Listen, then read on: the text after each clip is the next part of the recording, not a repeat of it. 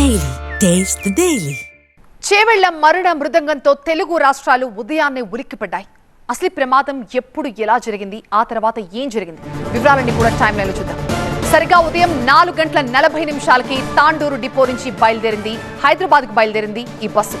6:15 బస్సుని tipper ఢీకొట్టింది. ఇక 7 గంటలకి వెంటనే రెస్క్యూ సిబ్బంది ఆ ఘటనాస్థలికి జేసీబీని తీసుకొచ్చారు. 7:05 సహాయక చర్యల్ని మొదలుపెట్టేశారు. ప్రమాదం జరిగిన చాలా తక్కువ సమయంలోనే రాగలిగారు. 7:15 స్పాట్ కి పోలీసులు కూడా చేరుకున్నట్టుగా తెలుస్తోంది.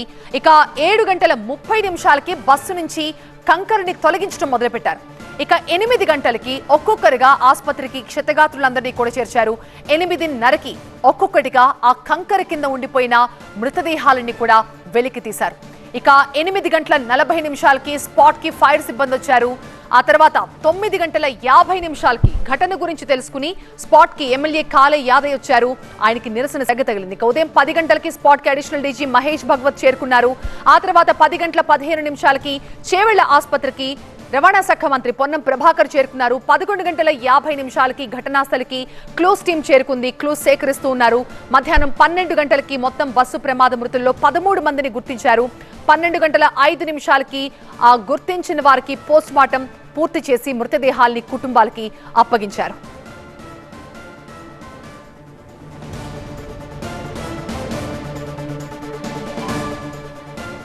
వరుస ప్రమాదాలు తెలుగు రాష్ట్రాల్ని హడలెత్తిస్తున్నాయి.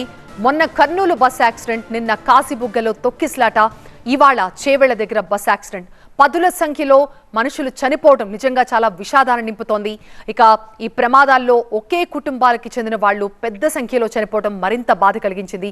ఇవాళ చేవెళ్లలో జరిగిన ప్రమాదంలో కూడా 2 కుటుంబాల్లో ముగ్గురు చనిపోయారు. ఒక కుటుంబంలో 3 అక్కా చెల్లెళ్ళు చనిపోతే మరొక కుటుంబంలో భార్య, భర్త, వాళ్ళ 2 నెలల పసిబిడ్డ చనిపోవడం తీవ్ర విషాదాన్ని నింపింది.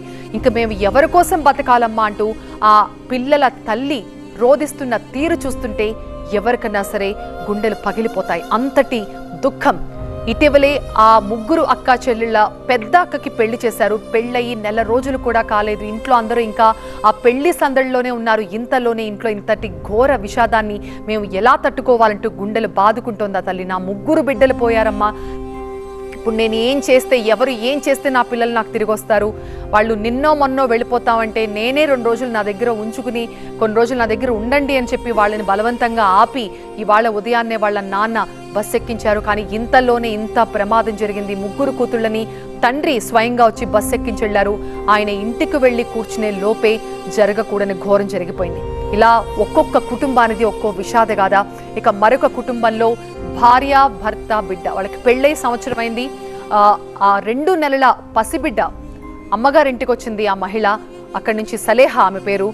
అక్కడి నుంచి భర్తతో కలిసి తిరిగి హైదరాబాద్కి వస్తున్న క్రమంలో భార్య, ఆ బిడ్డ స్పాట్లోనే చనిపోయారు. కంకర కింద కూరుకుపోయి భర్త తీవ్ర గాయాలతో చికిత్స పొందుతూ ఆసుపత్రిలో చికిత్స పొందుతూ అతను కూడా ప్రాణాలు కోల్పోయాడు.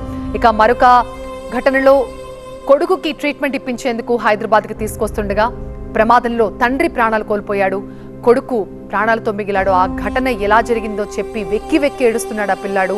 ఉదయాన్నే రైలు కని బయలుదేరదాం అనుకున్నాం, మా దురదృష్టం కొద్దీ రైలు మిస్ అవ్వడంతో ఎలా అయినా ఇవాళ ఆసుపత్రికి వెళ్ళాలి, చెవు పోటుగా ఉందని బాబు ఏడుస్తున్నాడని ఆ తండ్రి బస్సులో హైదరాబాద్ కోటి ఈఎన్టీ కోసమని వాళ్ళు బయలుదేరారు. కానీ అంతలోనే ఘోర ప్రమాదం ఆ పిల్లాడి తండ్రిని బలి తీసుకుంది.